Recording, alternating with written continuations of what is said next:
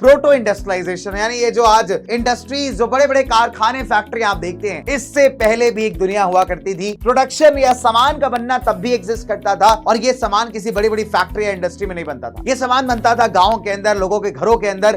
देखिए गिल्ड क्या होते हैं, जब एक जैसा काम करने वाले लोग क्या करते हैं, कई बार कुछ ऑर्गेनाइजेशंस बना लेते हैं जिससे कि उनके बिजनेस इंटरेस्ट को बचाया जा सके, प्रोटेक्ट किया जा सके, तो उसे हम कहते हैं गिल्ड। हम बात करेंगे कमिंग ऑफ द फैक्ट्रीज की, द इंडियन टेक्सटाइल्स की, छोटे इंडस्ट्रीज की, और साथ ही साथ एक वेरी इंपॉर्टेंट आपके मार्केटिंग या फिर एडवर्टाइजमेंट ऑफ द गुड्स की। सूख गए हैं पोखर और बेघर परिंदे हो गए, और विकास की आंधी में हम इस कदर अंधे हो गए कि काट डाले जंगल, कि काट डाले जंगल, शुरू गोरख धंधे हो गए, और इंसान अब इंसान कहां रहे, ये तो दरिंदे हो गए। क्या हाल चाल, कैसे सभी बच्चे? आई गेस बहुत अच्छे होंगे, बहुत बढ़िया होंगे। स्वागत है आप सभी का वापस से फिजिक्स वाला के इस बेहतरीन प्लेटफॉर्म के ऊपर। मेरा नाम है कुणाल और आज हम कर रहे हैं कुछ बहुत स्पेशल यार, ठीक है। तो बच्चों आपको पता है कि एक माइंड मैप सीरीज हमारी चल रही है, और आज एक ऐसा चैप्टर मैं आपके लिए लेकर के आया हूं जो सीबीएसई वाले बोर्ड्स बच्चों के लिए तो फिलहाल बोर्ड एग्जाम्स में नहीं आ रहा। ये चैप्टर है the age of the industrialization, और ये चैप्टर आ रहा है आपके प्रोजेक्ट वर्क्स के अंदर। जी हाँ, तो एक राहत की सांस आप ले सकते हैं कि सीबीएसई वाले बच्चों के लिए ये चैप्टर फिलहाल आपका बोर्ड एग्जाम्स के अंदर नहीं पूछा जाएगा। लेकिन कुछ बच्चे ऐसे भी होंगे जो शायद जो है यहाँ पे एक तरीके से किसी और बोर्ड से बिलोंग करते होंगे, राइट, और इस चैप्टर की खोज कर रहे होंगे कहीं ना कहीं, है ना। तो इसी वजह से आज आपके लिए लेकर के आया हूं एकदम शॉर्ट और कंसाइज वे में डिटेल्ड नोट्स के साथ ये वाला माइंड मैप। तो ये माइंड मैप बहुत स्पेशल है, बहुत खास है, खासकर उन बच्चों के लिए जिनका प्रोजेक्ट वाला वर्क अटका हुआ है, या फिर उन बच्चों के लिए जो शायद किसी और बोर्ड के भी हो सकते हैं और उनको ये चैप्टर पढ़ने में काफी ज्यादा जो है ना ऐसा दिक्कत आ रही है। तो आइए दोस्तों स्टार्ट करते हैं। तो आज का माइंड मैप हो सकता है 20 मिनट में या 25 मिनट में ना खत्म हो, तो आज के माइंड मैप में भी पॉसिबली हो सकता है दोस्तों कि थोड़ा सा एक्सटेंड हो, लेकिन हाँ ये है कि इसको करने के बाद आपके टॉपिक्स के कंसेप्ट जो है ये बिल्कुल बिल्कुल क्लियर हो जाएंगे और बिल्कुल बेहतरीन डिटेल्ड वे में। तो अगर आपने ये लगा डाला बेटा तो लाइव हो जाएगी एकदम सुपर झिंगा लाला। चले तो इसी बात पे दोस्तों स्टार्ट करते हैं the topic that is the age of the industrialization. और जैसे मेरा प्रेजेंटर मुझे हर बार धोखा देता है, वैसे ही इसने इस बार भी कहा कि अरे सर ऐसे कैसे स्टार्ट करोगे, ठीक है। चलिए तो लेट्स टॉक अबाउट, तो 4 से 5 बेसिक मुद्दे हैं जिस पर हम डिस्कशन करेंगे। प्रोटो इंडस्ट्रियलाइजेशन, यानी ये जो आज इंडस्ट्रीज, जो बड़े बड़े कारखाने, फैक्ट्री आप देखते हैं, इससे पहले भी एक दुनिया हुआ करती थी। प्रोडक्शन या सामान का बनना तब भी एग्जिस्ट करता था, और ये सामान किसी बड़ी बड़ी फैक्ट्री या इंडस्ट्री में नहीं बनता था।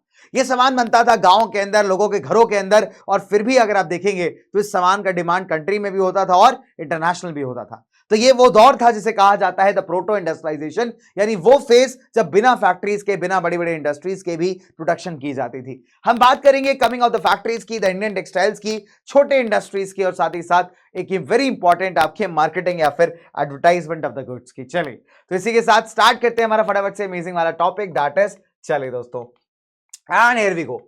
चलो तो भाई आपके क्लास का मॉनिटर यानी मिस्टर डगलस आ चुके हैं। अगर कोई बालक यहाँ शोर मचाता हुआ दिख गया तो भाई साहब डगलस भैया आपको देंगे पनिशमेंट। और आइए विधायक जी के साथ सुनते हैं हमारे प्रोटो इंडस्ट्रियलाइजेशन की जमाने की कहानी। तो बोलिए हुई हुई और पढ़ाई करिए बहुत सारी, ना कि छुई मुई, ठीक है। तो आपके चैप्टर की शुरुआत होती है दोस्तों एनसीईआरटी के इस बेहतरीन इमेज से साथ, जहां पे लिखा हुआ है डॉन ऑफ द सेंचुरी। तो 1900s में एक बहुत ही पॉपुलर म्यूजिक पब्लिशर थे जिनका नाम था ईटी पॉल। तो उन्होंने किताब निकाली जिसके कवर पे लिखा हुआ था the dawn of the century. अब अगर आप यहां देख पाएंगे दोस्तों तो इस कवर के पेज पे जो आप देखेंगे तो बहुत सारी मशीनें यहां पे बनाई गई हैं, और ये मशीनें इस बात का सिंबोलिज्म है कि एक नया युग यहां पे आ रहा है, एक नया दौर यहां स्टार्ट हो रहा है, और इस दौर को डोमिनेट करने वाली हैं आपकी यही इंडस्ट्रीज या फिर यही फैक्ट्रीज। एक और इनफैक्ट पिक्चर आई थी जहां पे 2 कंपैरिजंस किए गए थे। एक पहला कंपैरिजन में आप देखेंगे अलादीन और उसका महल है जो कि जादुई जिन्न के जादू से बनाया गया है, और दूसरी तरफ एक मॉडर्न मैजिशियन यानी कि इंजीनियर है जिसने अपने साइंस के नॉलेज से इतनी सारी चीजों को खड़ा कर दिया है। इन शॉर्ट अगर आप देखेंगे तो यूरोपियंस के अंदर एक बहुत ही गंदा प्री कंसेप्शन था, एक ऐसी धारणा थी एशियंस को लेकर के कि एशिया के जो लोग होते हैं वो जादूगर टाइप के होते हैं। हमें स्नेक चार्मर्स बुलाया जाता था, है ना। स्नेक चार्मर्स मतलब सांप के आगे बीन बजाने वाले, है ना। वो बात अलग है कि हमको बहुत पसंद है नाचना शादियों में, जब यहां बजती है ना ये वाली बीन तो आदमी अपने आप एक्टिवेट हो जाता है ना। फिलहाल हमारा ऐसे नाम बड़ा बदनाम किया जाता था वेस्टर्न कंट्रीज के अंदर, है ना। हमको बड़ा पिछड़ा हुआ, बड़ा अनडेवलप्ड मानते थे ये लोग, और इनको लगता था कि हमारे यहाँ तो ये सब जादू वादू चलता है और इधर वेस्टर्न कंट्रीज में चलता है फुल ऑन साइंस। तो अगर आप देखोगे तो एक तरीके का प्रेजुडिस आप कह सकते हैं, या फिर एक तरीके का एक धारणा है जो आपको शो करता है, राइट। नाउ अब बात करते हैं उस जमाने की जब यहाँ पे फैक्ट्रीज या बड़े बड़े इंडस्ट्रीज एग्जिस्ट नहीं करती थी, और इस टाइम पीरियड को हम कहते हैं द प्रोटो इंडस्ट्रियलाइजेशन। तो प्रोटो इंडस्ट्रियलाइजेशन बेसिकली वो फेज है जब अगर आप देखोगे जो यूरोप में या इंग्लैंड में आपकी फैक्ट्रीज आई, उससे पहले भी जो आपका प्रोडक्शन हुआ करता था, सामान बना करता था, ठीक है। तो लार्ज स्केल प्रोडक्शन होता था बच्चों यहाँ पे इंटरनेशनल मार्केट्स के लिए, और ये प्रोडक्शन जो होता था बेटा फैक्ट्री बेस्ड नहीं था, ये होता था लोगों के घरों के अंदर, गांव के अंदर। तो बड़े अमाउंट में आप देखेंगे तो सामान बनाया जाता था और बेचा भी जाता था, राइट। चलिए अब अगर आप देखेंगे 17th एंड 18th सेंचुरी के अंदर बहुत सारे जो यूरोपियन मर्चेंट्स थे, मर्चेंट्स कौन होते हैं, जो आपके व्यापारी होते हैं, ये ट्रैवल करते थे गांव की तरफ, ये वहां के फार्मर्स को यहाँ पे पैसे सप्लाई करते थे, जो आर्टिसंस होते थे किसी स्पेशल चीज को बनाने में जिन्हें परफेक्शन हासिल होता था, राइट। तो ऐसे लोगों को लोग पैसे वगैरह सप्लाई करते थे और साथ ही साथ रॉ मटेरियल्स वगैरह देते थे, और इनसे कहते थे कि बढ़िया क्वालिटी का यहाँ पे जो है सामान बना के हमें दीजिए, हम इंटरनेशनल मार्केट में इसको सेल करेंगे। अब अगर आप देखोगे दोस्तों यहाँ पे तो बड़ा इंटरेस्टिंग फैक्ट है, ये प्रेजेंटर एज अ रिजल्ट जैसा ही चलता नहीं कई बार। चलिए तो अगर हम बात करें यहाँ पे तो मर्चेंट्स, ये अब आपके सामने एक बड़ा क्वेश्चन आएगा सर कि अगर ये इतने ही बड़े व्यापारी थे तो गांव क्यों जाते थे। इसका बहुत बड़ा रीजन है शहरों के अंदर आपके गिल्ड रेस्ट्रिक्शंस होना। देखिए गिल्ड क्या होते हैं, जब एक जैसा काम करने वाले लोग क्या करते हैं, कई बार कुछ ऑर्गेनाइजेशंस बना लेते हैं जिससे कि उनके बिजनेस इंटरेस्ट को बचाया जा सके, प्रोटेक्ट किया जा सके, तो उसे हम कहते हैं गिल्ड। अब अगर आप देखेंगे दोस्तों तो शहरों के अंदर आप देखोगे तो ये बेचारे जो इंडिविजुअल मर्चेंट्स थे या व्यापारी थे, तो इनको अपना प्रोडक्शन एक्सपैंड करने नहीं दिया जाता था। रीजन ये था कि यहां पे बहुत सारे पावरफुल गिल्ड एग्जिस्ट करते थे जो इन इंडिविजुअल व्यापारियों को अपना काम नहीं करने देते थे, सामान नहीं बनाने देते थे।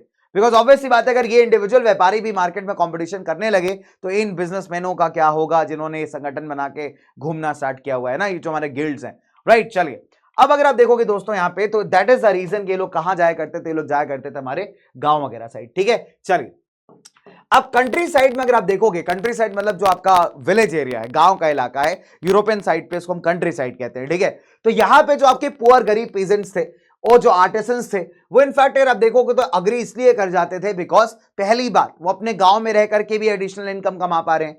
भाई जो फार्मिंग वो लोग कर रहे हैं यार, फार्मिंग कर रहे थे छोटी छोटी जमीनों पे, तो ऑब्वियसली बात है उससे उन्हें ज्यादा फायदा होता नहीं था। अब ये जो व्यापारी आकर के इनको ऑर्डर दे रहा है कि देखिए एडिशनली कपड़ा बना दीजिए हमारे लिए, या ये प्रोडक्ट बना दीजिए हमारे लिए, तो उससे क्या हो रहा है कि इनको अपना गांव भी नहीं छोड़ना पड़ रहा, खेती बाड़ी भी नहीं छोड़नी पड़ी, प्लस एडिशनल पैसा या एडिशनल इनकम यहाँ पे आ जा रही है। तो ये जो प्रोटो इंडस्ट्रियल सिस्टम था, इसको अगर आप देखोगे तो बहुत सारा एक पूरा नेटवर्क था जिसको यहाँ पे मर्चेंट्स कंट्रोल करते थे, है ना। तो एक बार आप ये मान लीजिए कि एक मर्चेंट या एक व्यापारी के लिए कम से कम 20 से 25 आदमी काम किया करता था, बिकॉज जो मेजर व्यापार था वो कपड़े का था। अब कपड़ा काफी बड़ी क्वांटिटी में बनता था, लेकिन एक ही इंसान तो कपड़ा बना नहीं सकता। एक इंसान फाइबर साफ करेगा उसका, एक इंसान कपड़े को कलर करेगा, एक उसकी कटिंग वटिंग करेगा। तो ऐसे पूरा नेटवर्क हुआ करता था लोगों का जो इन व्यापारियों के लिए काम करते थे, राइट। आगे बढ़ते हैं। अब अगर हम बात करें गिल्ड्स की, तो गिल्ड्स कौन थे, तो guilds were the association of people जो कि बहुत ट्रेन्ड क्राफ्ट पीपल थे, ठीक है। इनका अगर आप देखोगे तो प्रोडक्शन पे काफी तगड़ा कंट्रोल रहता था, कंपटीशन एंड प्राइसेस को रेगुलेट करते थे। तभी आप देखेंगे शहरों में ये इंडिविजुअल मर्चेंट्स को आने नहीं देते थे ताकि कंपटीशन ना बढ़ जाए, और साथ ही साथ नए लोग अगर व्यापार करना चाहें मार्केट्स के अंदर शहरों की, तो ये लोग उसको अलाउ नहीं करते थे। तो एक तरीके से इन्होंने क्या था, अपना मोनोपोली बना के रखा हुआ था। इनफैक्ट जो लोकल रूलर थे वो भी इनको काफी ज्यादा सपोर्ट करते थे। तो एज ए रिजल्ट जो बेचारे हमारे मर्चेंट्स हैं वो क्या किया करते थे, यहाँ पे गांव जाया करते थे और गांव वालों से काम करवाया करते थे, ठीक है। तो हमने क्या देखा कि इवन रूलर्स भी क्या करते थे, कई सारे गिल्ड्स को मोनोपोली अधिकार देते थे कि ये वाले प्रोडक्ट का व्यापार सिर्फ आप लोग ही करोगे, शहर में और कोई नहीं करेगा। तो अल्टीमेटली अगर आप देखोगे तो मर्चेंट्स के लिए अपना बिजनेस सेटअप करना पॉसिबल नहीं था टाउन्स में, इसीलिए गांव एक अच्छा ऑल्टरनेटिव था जहां पे काम भी सस्ते में हो जाता था और फटाफट से इनको दिक्कत भी नहीं आती थी। चलिए अब सवाल उठता है कि पीजेंट्स इस बात से क्यों अग्री करते थे, तो हमने पहली रीजन पढ़ी कि भाई इनको सिंपल था यार, कि इनके पहली बात तो इनके पास जमीनें इतनी ज्यादा थी नहीं, तो जो भी ये थोड़ा बहुत कमा पा रहे हैं जमीनों से, उसके अलावा एक एक्स्ट्रा इनकम इन पे आ जाती थी, प्लस गांव वगैरह छोड़ना नहीं पड़ता था इनको काम के लिए। सो कॉटेजर्स, ये जो कॉटेज इंडस्ट्री वाले लोग हैं, जो पुअर किसान लोग हैं, पहले ये लोग किस पे डिपेंड किया करते थे, कॉमन लैंड्स पे, ठीक है। कॉमन लैंड्स क्या होती है, मतलब पहले क्या होते थे, इंग्लैंड वगैरह में आप जाइए कभी तो लोगों के जो खेत होते थे ना बड़ी कॉमन्स होते थे, मतलब इनको हम लोग विलेज कॉमन्स कहते थे इंग्लैंड की भाषा में अगर मैं कहूं तो आपसे, कि यहाँ पे जो खेत वगैरह होते थे वो काफी ज्यादा मिले जुले होते थे, राइट। सब लोग इस पे मिलके काम किया करते थे, फिर अपना जो भी प्रॉफिट्स वगैरह होते थे उसको डिवाइड कर लिया करते थे। फिर इंग्लैंड में एक कल्चर आ गया कि लोगों ने अपने खेतों को बेड़े बांधना शुरू कर दिया, मतलब खेतों के आगे बाउंड्रीज करनी स्टार्ट कर दी। इससे क्या हुआ कि लैंड्स डिवाइड होने लगी, किसी के पास बड़ी किसी के पास छोटी। तो अभी क्या है, छोटे लैंड्स हैं तो उससे ज्यादा फायदा हो नहीं रहा है, तो ऑल्टरनेटिव ऑप्शंस आपको यहाँ पे लेके आने पड़ेंगे। अब क्या होता है कि जिन लोगों के स्मॉल साइज लैंड्स थे वो ऑब्वियस सी बात है परिवार के सभी लोगों को एम्प्लॉयमेंट नहीं प्रोवाइड कर पाते थे, तो कुछ आदमी काम कर रहा है खेतों पे और कुछ आदमी खाली बैठा हुआ है। तो जब मर्चेंट्स यहाँ पे आए और उन्होंने कहा कि हम आपको कुछ एडवांस पैसा दे रहे हैं, आप सामान प्रोड्यूस करिए, आप रॉ मटेरियल लीजिए, हमें सामान बना के दीजिए और वापस हम सामान खरीद भी लेंगे आपसे, तो पीजेंट्स ने फटाफट से इस बात को अग्री कर लिया, बिकॉज अभी वो अपने गांव को छोड़े बिना यहाँ पे एक्स्ट्रा इनकम अर्न कर पा रहे हैं। ठीक है, तो अगर मैं बात करूं तो टाउन और गांव के बीच में एक पूरा रिलेशनशिप अगर आपको देखने को मिलेगा, एक प्रॉपर रिलेशनशिप है जो शहर और गांव के बीच में एग्जिस्ट कर रहा है। देखिए मर्चेंट क्लॉथियर है, मर्चेंट क्लॉथियर मतलब ये बहुत पुराना दोस्त है मेरा, ये कपड़े बेचा करता था, मैं भी कपड़े बेचता था पहले, कुणाल कपड़ा वाला आप जानते ही होंगे, है ना, यूरोप का बहुत ही फेमस कपड़ा व्यापारी।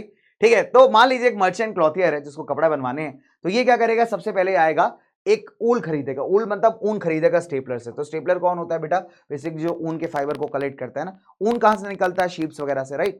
तो पहले ऊल खरीदेगा, फिर स्पिनर के पास जाएगा धागा बनवाने के लिए, फिर एक बार धागा बन गया तो धागे को लेकर के जाएगा वीवर के पास, वीवर क्या करेगा, इसका कपड़ा बनाएगा, जब कपड़ा बन गया तो उसके बाद फाइनली कहां जाएगा, ये जाएगा डायर्स के पास उसको कलर करवाने के लिए, रंगवाने के लिए। और फाइनली अगर आप देखोगे तो ये कहां आ जाता था, ये आ जाता था लंदन। तो लंदन में क्या होता था, कपड़े को हम लोग फिनिश करते थे। ठीक है, तो जितना भी फिनिशिंग वाला काम है, फाइनल टच देना, पैकेजिंग करना, उसकी ब्रांडिंग करना, ठीक है, तो यहां पे सारा काम किया जाता था। ठीक है, तो इसी वजह से अगर आप देखोगे तो लंदन को कई बार फिनिशिंग सेंटर का नाम भी दिया जाता है। तो जितना भी कपड़े का फिनिशिंग होता है, जो फाइनल टच देने का काम होता है, ब्रांडिंग, लेबलिंग, है ना, प्रॉपर एकदम किनारों को काट के एकदम नीट एंड क्लीन कपड़ा बना देना, वो काम होता था लंदन के अंदर। तभी लंदन को कई बार हम फिनिशिंग सेंटर भी कहते थे। तो आप देख पा रहे हो कि एक पर्टिकुलर मर्चेंट के लिए, व्यापारी के लिए कितना सारा आदमी काम कर रहा है। एक आदमी ऊल बेच रहा है ना, एक आदमी जो है उसको साफ सफाई कर रहा है, एक आदमी उसका धागा बना रहा है, एक आदमी उसका कपड़ा बना रहा है, दूसरा उसको कलर कर रहा है। तो it's a whole lot of network, और इसको कंट्रोल कौन कर रहा होता था, ये व्यापारी या फिर इंडिविजुअल मर्चेंट्स। ठीक है, नाउ तो स्टेपलर क्या है, जो इंसान वूल मतलब क्वालिटी के हिसाब से अपना वूल वगैरह सिलेक्ट करता है इधर उधर। फुलर कौन होता है, जो ऑब्वियस सी बात है कपड़े को इकट्ठा करते हैं, ऐसे पैक पैक कर रहा होता है पूरा अपना। ठीक है, और कार्डिंग क्या होता है, वो प्रोसेस होता है जिसमें फाइबर जैसे कॉटन या ऊल जो होता है उसको प्रिपेयर किया जाता है। धागा बनने से पहले फाइबर साफ होता है, साफ सुथरा होकर उसकी क्वालिटी के हिसाब से उसको अलग अलग किया जाता है, फिर आप देखेंगे धागा बनता है। तो धागा जितना मजबूत बनेगा आप देखेंगे कपड़ा भी उतना बढ़िया क्वालिटी का निकलेगा। तो ये मल्टीपल वर्ड्स हैं जो आप पढ़ सकते हैं। आगे चलते हैं, फिलहाल लेट्स मूव ऑन फर्दर। भाई एक तो यार ये अपना प्रेजेंटर नहीं चल रहा, चलो फिलहाल आगे बढ़ते हैं। एक क्वेश्चन आता है बाबू मोशाय, जिनके बोर्ड्स में आ रहा है टॉपिक, कि proto industrialization was a system that is was a network of commercial exchanges. ठीक है, बहुत प्यारा क्वेश्चन, 2 नंबर में काफी आता था पहले। तो हमने क्या देखा यार, डेफिनेट सी बात है, नंबर 1 कि जो पूरा सिस्टम है प्रोटो इंडस्ट्रियलाइजेशन का, इसमें एक पूरा नेटवर्क बना हुआ है कमर्शियल एक्सचेंजेस का, मतलब लोग आपस में सामान खरीद बेच रहे हैं काफी हद तक, राइट। अब अगर आप देखोगे तो उसको कंट्रोल कौन करता है, व्यापारी यानी मर्चेंट्स। तो गुड्स को जो है काफी बड़े नंबर ऑफ प्रोड्यूसर्स प्रोड्यूस करते हैं। कई बार आप देखोगे कि घरों के अंदर ही सामान यहाँ पे बन रहा होता है, बिकॉज इस टाइम पे फैक्ट्रीज एग्जिस्ट नहीं कर रही होती थी। करीब एक बार में अगर आप देखेंगे तो हर एक मर्चेंट के लिए लगभग 20 से 25 आदमी जो है एक स्टेज पे काम कर रहा होता था। तो अगर आप टोटालिटी निकालें, अगर आप टोटल निकालें कि टोटल कितना वर्कर काम कर रहा है पर्टिकुलर मर्चेंट के लिए, तो लगभग 100 आदमी काम कर रहा होता था फॉर 1 मर्चेंट। तो आप देख सकते हो कि कितने तगड़े लेवल का एम्प्लॉयमेंट भी जनरेट हो रहा है, और साथ ही साथ यहाँ पे एक स्ट्रॉन्ग बॉन्डिंग बनी हुई है इन मर्चेंट्स के बीच में और गांव वालों के बीच में। That is why it was a system of the commercial exchanges, right. अब आती है फॉर एग्जाम्पल द फैक्ट्रीज। अब दौर आएगा वो जमाने का जब आपको बड़े बड़े फैक्ट्रीज यहां देखने को मिलेंगे, राइट। तो 1730 में जो सबसे अर्लीस्ट फैक्ट्रीज है वो इंग्लैंड में आने स्टार्ट हो गए। बट अगर आप देखोगे तो इनमें बूम कब आया है, बूम आता है आपका लेट 18 सेंचुरी में। बूम का मतलब होता है कि इनके नंबर्स बढ़ना स्टार्ट होते हैं लेट 18 सेंचुरी में। अच्छा, अब आगे बढ़ते हैं इसी बात पे, लेट्स मूव फर्दर। अब देखिए क्या हुआ कि 1760 में आप देखेंगे तो एक बड़ा इंटरेस्टिंग फिनोमेना आपको ऑब्जर्व करने को मिलेगा कि जब फैक्ट्रीज की शुरुआत हुई दोस्तों, तो फैक्ट्रीज भी अलग अलग सेक्टर्स की थी। सबसे पहले जो कपड़ा सेक्टर है आपका, कॉटन टेक्सटाइल का सेक्टर है, उसने एक तरीके से कह सकते हैं कि जो फर्स्ट फेज था आपका इंडस्ट्रियलाइजेशन का, उसको काफी समय तक लीड किया है। मतलब कॉटन टेक्सटाइल एक बहुत ही इंपॉर्टेंट फैक्ट्री है, इंपॉर्टेंट इंडस्ट्री मानी जाती थी। आप देख सकते हैं कि 1760 में लगभग 2.5 मिलियन पाउंड जो रॉ कॉटन है उसको इंपोर्ट किया जाता था, और 1787 तक ये बढ़ के लगभग 22 मिलियन पाउंड या 22 मिलियन पाउंड तक पहुंच गया, विच शोज दैट कि कॉटन टेक्सटाइल का इंपॉर्टेंस यहां पे काफी ज्यादा है। अब अगर आप देखेंगे कि इस ये बूस्ट आया किस वजह से, देखिए नंबर 1, पहले क्या हुआ कि कई सारे इन्वेंशंस हुए। अब इन्वेंशंस होने से क्या हुआ, जो पूरा प्रोडक्शन है आपका वो काफी एफिशिएंट हो गया। फिर अभी क्या हुआ, जो वर्कर्स पहले कम काम कर रहे थे, है ना, कि वर्कर्स क्या है समय बहुत लगा रहे, काम कम कर रहे हैं, तो वर्कर का एफिशिएंसी बहुत कम है। बट नए इन्वेंशंस की वजह से क्या हुआ, जो वर्कर का जो आपका एफिशिएंसी है वो यहां पे बढ़ गया, जिससे प्रोडक्शन आपका बढ़ गया। अब आप देखेंगे प्रोडक्शन जो है ना ज्यादा स्ट्रॉन्गर मजबूत धागों का हो रहा है। धागे मजबूत है, बढ़िया क्वालिटी के हैं, तो ऑब्वियसली बात है आपका कपड़ा भी मस्त क्वालिटी का बनेगा। तो ये कई सारे रीजन है जिसके चलते आप देखेंगे कि कॉटन टेक्सटाइल इंडस्ट्री को एक तगड़ा बूस्ट यहाँ पे मिलता है। अब हम बात करते हैं उस इंसान की जिसने बनाई थी द फर्स्ट कॉटन मिल, वो है आपका सर रिचर्ड आर्कराइट। तो सर रिचर्ड आर्कराइट की बात की जाए दोस्तों, तो सर रिचर्ड आर्कराइट वो पर्सन है जिन्होंने सबसे पहला कॉटन मिल यहाँ पे क्रिएट किया था। ठीक है, तो जिन बच्चों के एग्जाम्स में आ रहा है चैप्टर बच्चों, तो आप ये मान लीजिए क्वेश्चन आपका काफी आता है एमसीक्यूज के अंदर, 1 मार्कर्स के अंदर बहुत ही ज्यादा रिपीटेड सवाल है। ठीक है, that who created the first cotton mill, तो फर्स्ट कॉटन मिल बनाया था देखिए रिचर्ड आर्कराइट ने, आपको नाम दिखाई दे रहा होगा। ठीक है, एंड एस्टैब्लिश हुआ था ये 1769 के अंदर। 1769 में पहला कॉटन मिल बना था बाय द रिचर्ड आर्कराइट। ठीक है, तो किसने बनाया कॉटन मिल इतना fine? Answer is Richard Arkwright in 1769। ठीक है, चलिए ऐसे याद कर सकते हैं आप इसको। फिलहाल आगे बढ़ते हैं। अब कॉटन मिल की अगर हम बात करें तो कॉटन मिल क्या है? कॉटन मिल एक फैक्ट्री है जहां पे सारा प्रोसेस फाइबर के बनने से लेकर के आपके फाइनल प्रोडक्ट बनने तक एक ही जगह हो जा रहा है। उसको हम क्या कहते हैं? उसको हम कहते हैं कॉटन मिल। तो मिल का मतलब ही एक फैक्ट्री है। तो पहले क्या होता था, प्रोटो इंडस्ट्रियलाइजेशन के जमाने में आपको 50 आदमी के पास जाना पड़ता था अलग अलग प्रोसेस के लिए। कपड़ा कहीं और बन रहा है, फाइबर कहीं और बन रहा है, कलरिंग कहीं और हो रही है, धागा कहीं और उसका निकाला जा रहा है, मल्टीपल जगह जाना पड़ता था, डिले बहुत होता था। अब भाई साहब रिचर्ड आर्कराइट ने क्या कहा कि रिचर्ड आर्कराइट ने कहा कि मालिक एक काम करते हैं, सारे प्रोसेस को एक जगह ले आते हैं। ठीक है, कि आपका रॉ मटेरियल का प्रोसेस हो गया, आपका मैन्युफैक्चरिंग प्रोसेस हो गया, ठीक है, आपका प्रोड्यूसिंग द फिनिश प्रोडक्ट हो गया, सब कुछ जो था एक छत के नीचे आ गया। तो सारे प्रोसेसेस जब एक तरफ आ जाएंगे तो क्या होगा, आपका टाइम बहुत ज्यादा सेव हो जाएगा, राइट। अब अगर आप देखेंगे दोस्तों तो इसका बेनिफिट क्या था, कॉटन मिल का बेनिफिट क्या है कि अभी क्या है, आप पूरे प्रोडक्शन प्रोसेस पे नजर रख पा रहे हो, आप सुपरवाइज कर पा रहे हो उसको। दूसरी बात, क्वालिटी कॉम्प्रोमाइज नहीं हो रहा। पहले क्या है, क्वालिटी का कोई आइडिया नहीं, मालिक खराब कपड़ा बन गया तो बन गया भाई, नहीं बिकेगा, नहीं लोग खरीदेंगे। अभी क्या है यार, पूरा क्वालिटी पे ध्यान दिया जा रहा है। अभी वर्कर कह रहे हैं अरे मालिक क्या ही एक कॉटन मिल बना दिया रे भैया, पहले बढ़िया था, चैनी खैनी खा करके आराम से काम किया करते थे। अब क्या है, कॉटन मिल खड़ा रहता है, ये ससुरा आर्कराइट हमारे खोपड़िया पे है, काम करो काम करा, कितना काम करे, चैनी खैनी नहीं खा पा रहे हैं अपना है।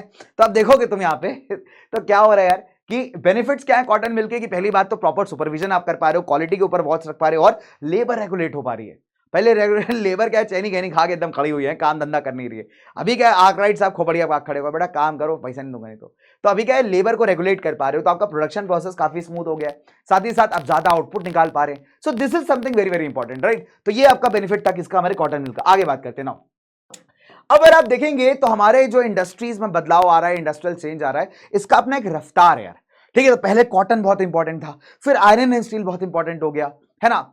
तो एक तरीके से प्रॉपर रफ्तार है इस इंडस्ट्रियल चेंज का। तो आइए समझते हैं कैसे हुआ।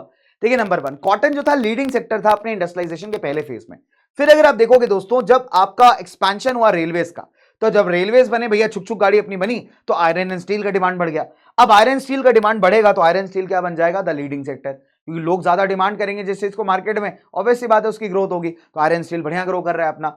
अब जो आपके नए इंडस्ट्रीज आए, ऐसा नहीं हुआ कि आते ही जो है उन्होंने पुराने तरीकों को रिप्लेस कर दिया, पॉसिबल नहीं था इतनी जल्दी करना। ठीक है, तो नए इंडस्ट्रीज भी हैं और आपके पुराने इंडस्ट्रीज भी हैं। अगर आप लेबर की बात करोगे तो 20% से भी कम वर्कफोर्स जो है अभी इन फैक्ट्रीज में काम कर रही है, बाकी लोग अभी भी वही मैनुअल वाले सिस्टम में लगे हुए हैं। फिर अगर आप देखोगे ट्रेडिशनल इंडस्ट्रीज जो है, उन्होंने भी अभी इस कॉम्पिटिशन को सर्वाइव किया, कैसे, छोटे छोटे इन्वेंशंस करके, छोटे छोटे बदलाव करके, राइट।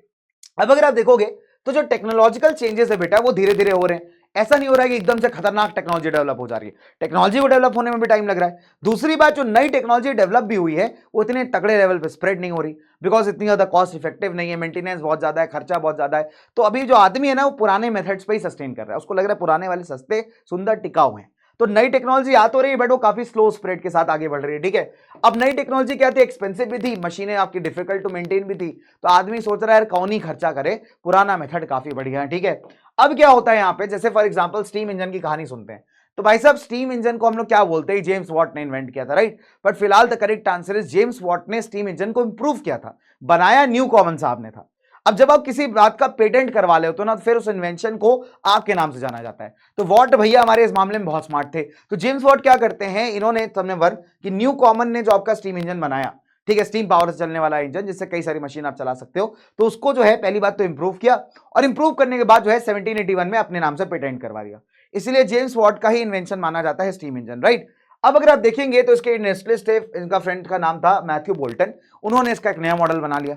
बट सवाल ये उठता है कि क्या स्टीम इंजन ने पूरी कहानी बदल दिया, कहानी को चेंज कर दिया? The answer is no. Why? I will tell you the reasons. Number 1, अगर आप 19वीं शताब्दी के अंदर देखें तो 321 इंजन थे पूरे इंग्लैंड के अंदर, 80 जो है कॉटन इंडस्ट्रीज में यूटिलाइज हो रहे हैं, 9 वुलन इंडस्ट्रीज में, और बाकी जो है आपके माइनिंग या फिर कैनाल वर्क्स के अंदर। तो आप देख सकते हो कि steam engine is nice, is very good invention, right. आपके प्रोडक्शन रेट को बढ़ा सकता है, लेकिन अभी स्टीम इंजन साहब सब जगह यूज नहीं हो रहा, ठीक है। अब इसके रीजन बहुत सिंपल है, इसके रीजन ना कई सारे हैं दोस्तों। देखो, आपको मशीन की जरूरत कहां पड़ती है? जहां पे आपके पास लेबर नहीं हो। ब्रिटेन के अंदर कोई दिक्कत नहीं थी लेबर की, ब्रिटेन के अंदर बहुत आदमी था, लेबर आदमी बहुत था उधर काम करने के लिए। जब बहुत ज्यादा आदमी होता है ना काम करने के लिए, तो ऑब्वियस सी बात है वो किसी भी दाम पे काम करने के लिए रेडी है। तो ना एक्स्ट्रा वेजेस देने की जरूरत है यहाँ पे प्रोड्यूसर्स को, ना ही लेबर का शॉर्टेज है। तो भाई मशीन क्यों लेकर के आए? जितने में मैं एक मशीन लेकर के आऊंगा उसका मेंटेनेंस खर्चा सब निकालूंगा, उतने 50 आदमी मैं हायर कर लूंगा। जब जरूरत नहीं होगी भगा दूंगा आदमी को, भाई मैं क्या दिक्कत है उसमें? तो यही तो आप देखो, एक प्रोड्यूसर के दिमाग और नजरिए से अगर आप देखिए तो मशीन लाने का मतलब लंबा खर्चा, मेंटेनेंस करो, रखो उसको, जब काम नहीं है तभी मशीन रखी हुई है। लेबर का क्या है, जब जरूरत है ज्यादा हायर कर लिया, नहीं हटा दिया। तो that is more cost effective for a producer, right. तो अगर आप देखेंगे दोस्तों यहाँ पे कई ऐसे रीजन है जिसके चलते आप देखेंगे अभी भी हैंड लेबर जो है आपके स्टीम पावर को डोमिनेट कर रहा है। क्यों? पहला रीजन देखिए, विंटर्स के टाइम में अगर आप देखेंगे तो अपना जो ब्रूअरी इंडस्ट्री होता है, मतलब जहां अल्कोहल वगैरह बनता है ना, ठंड के टाइम में आदमी जो है एकदम अरे भाई साहब अरे आइए है। तो ठंड के टाइम में जो है अगर आप देखोगे तो लोगों को इसका डिमांड बहुत ज्यादा हो जाता है ना, अरे भाई साहब ठंडी बहुत है, एक एक हो जाए, अरे भाई साहब क्या बात कर रहे हैं भाई, हमारे कैसी बात कर रहे हैं आप। तो ब्रूअरी इंडस्ट्री का डिमांड बहुत ज्यादा बढ़ जाता है ना। इसके अलावा अगर आप देखोगे जो आपका गैस इंडस्ट्री, गैस वर्क्स, पहले क्या होता था ऐसा हीटर वीटर तो होता था नहीं, तो लोग गैस के लैंप से जला करके घरों में रखते थे अपना, है ना, हीटिंग पर्पसेस के लिए। तो जो गैस इंडस्ट्री आपका गैस वर्क्स हो गया, ब्रूअरीज हो गया, यहाँ पे क्या होता था विंटर्स के टाइम लेबर हायर कर लिए जाते थे बिकॉज डिमांड ज्यादा है। अब अगर आप देखेंगे क्रिसमस में क्या होता है, लोग गिफ्ट देते थे उधर यूरोप के अंदर, आज भी है ना, वहां पे बहुत जोर शोर से सेलिब्रेट करते हैं क्रिसमस को।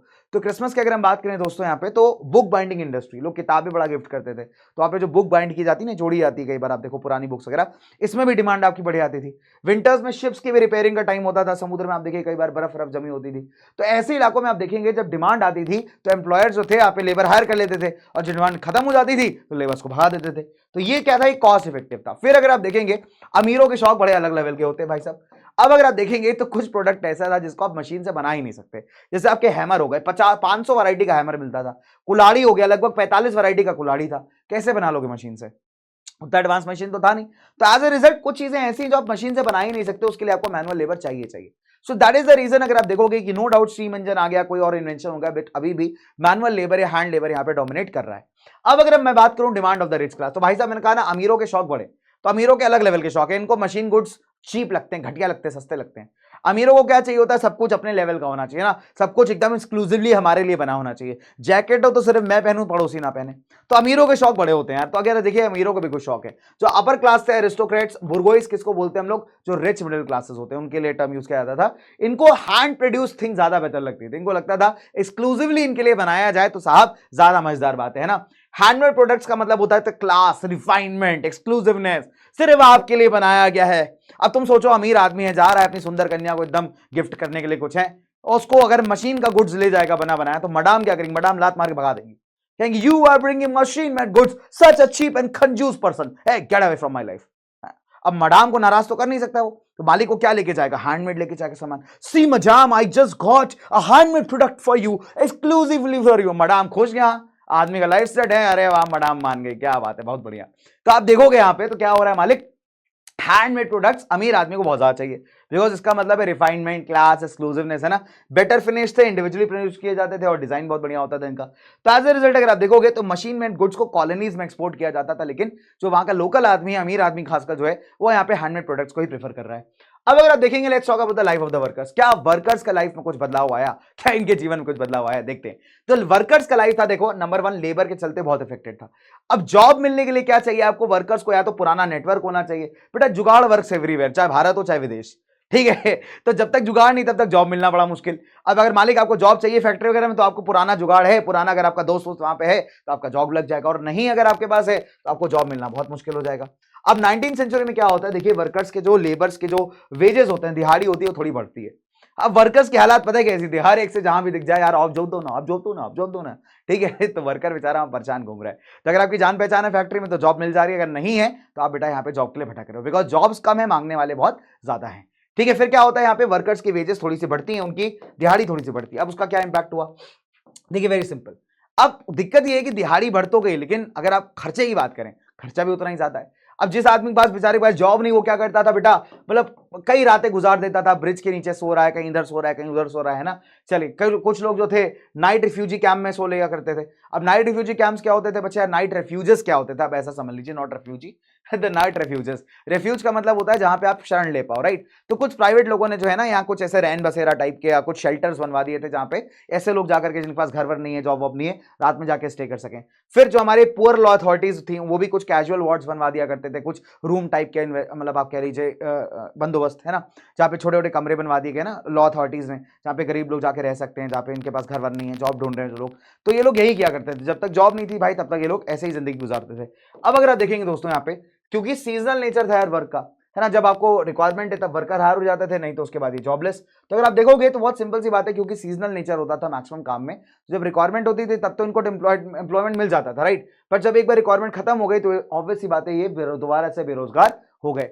अब कुछ जो है गांव वापस चले जाते थे, वहां खेती बाड़ी करते थे, है ना। तो जब अगर आप देखोगे वापस से, अगर आप देखेंगे विंटर्स के बाद क्या होता था, गांव में खेती बाड़ी के लिए लेबर की डिमांड बढ़ जाती थी, तो कई लोग क्या करते थे, गांव वापस चले जाते थे, ठीक है। जब विंटर्स खत्म हो गए वो गांव चले गए।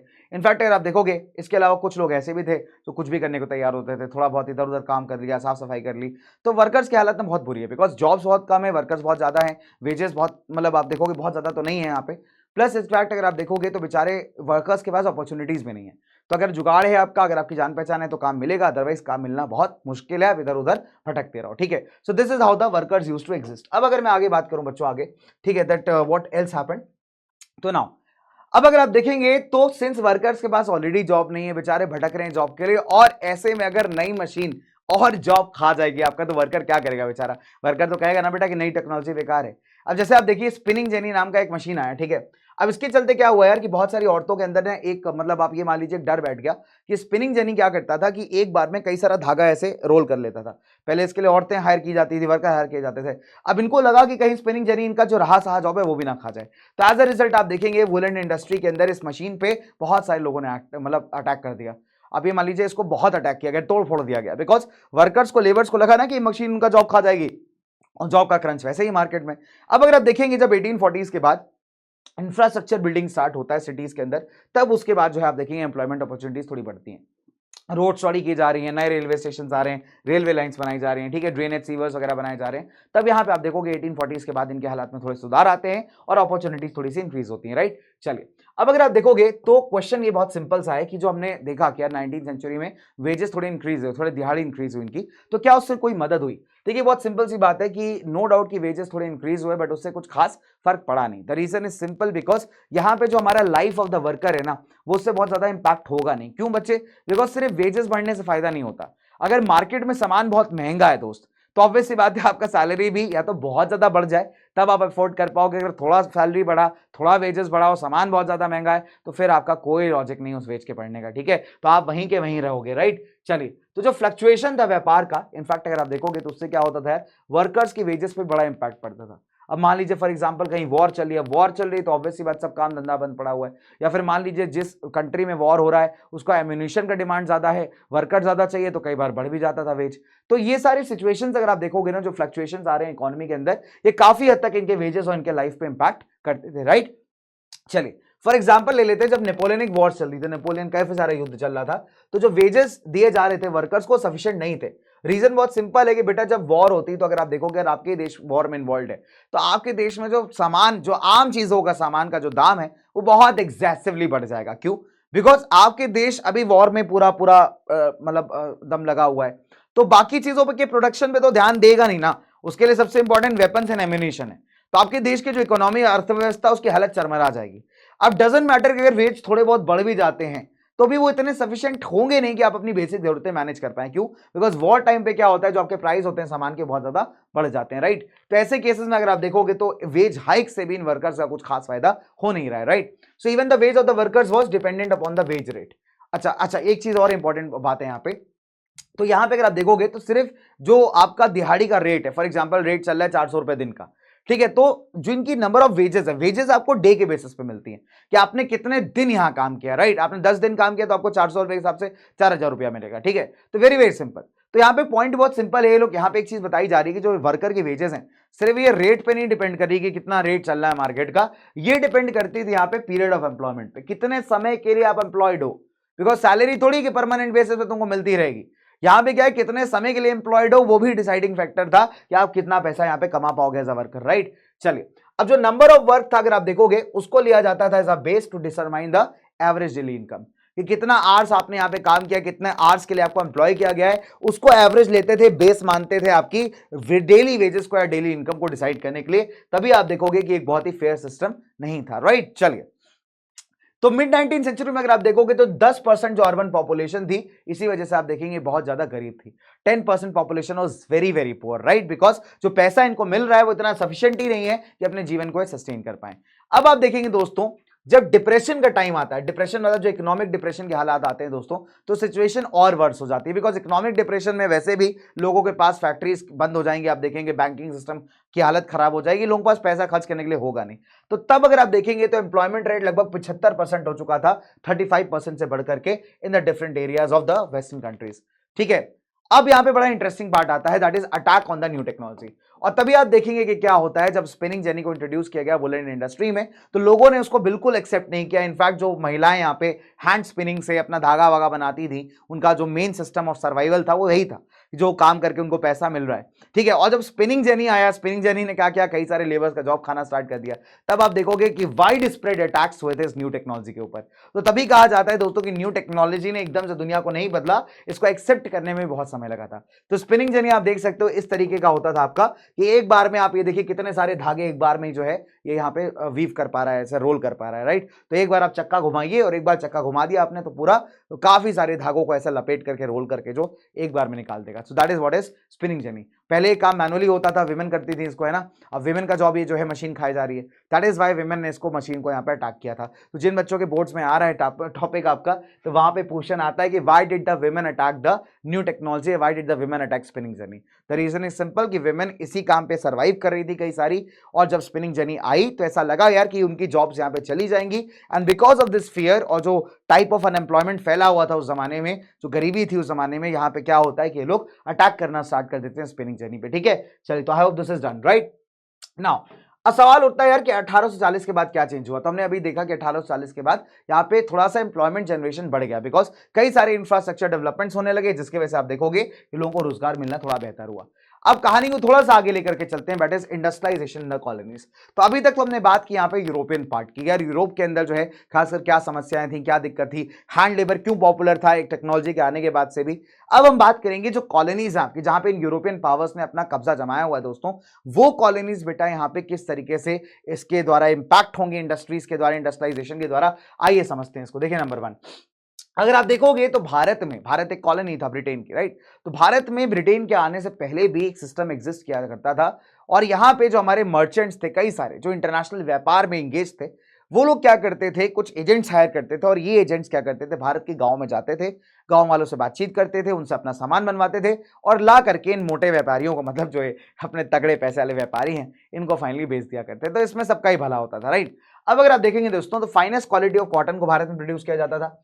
जो आर्मेनिया और पर्शिया के जो मर्चेंट्स हैं, इनफैक्ट आप ये मान लीजिए पंजाब से जो है अफगानिस्तान के रास्ते जो है ईस्टर्न पर्शिया होते हुए सेंट्रल एशिया वगैरह में अपना गुड्स लेकर के जाते थे भारत से, कपड़ा वगैरह। ठीक है, फिर ट्रांसपोर्टेशन अगर आप मान लीजिए बड़े फाइन टेक्सटाइल्स का जो बड़ा बड़ा थान होता है, बेल्स का मतलब पूरा कपड़े का थान होता है। कभी आप जाइए कपड़ा खरीदने, सिर्फ कपड़ा टेलर से सिलवाने के लिए, तो आपको ऐसे बड़ा बड़ा थान ऐसा रोल्स में आपको दिखाएंगे, राइट। उसको हम बेल्स कह सकते हैं। तो फाइन टेक्सटाइल के बेल्स को कैमल्स के ऊपर रख करके जो है ना नॉर्थ वेस्ट फ्रंटियर वाले इलाके से अपना पेशावर वगैरह होते हुए जो है ये लोग ले जाया करते हैं। तो मतलब व्यापार तगड़ा था।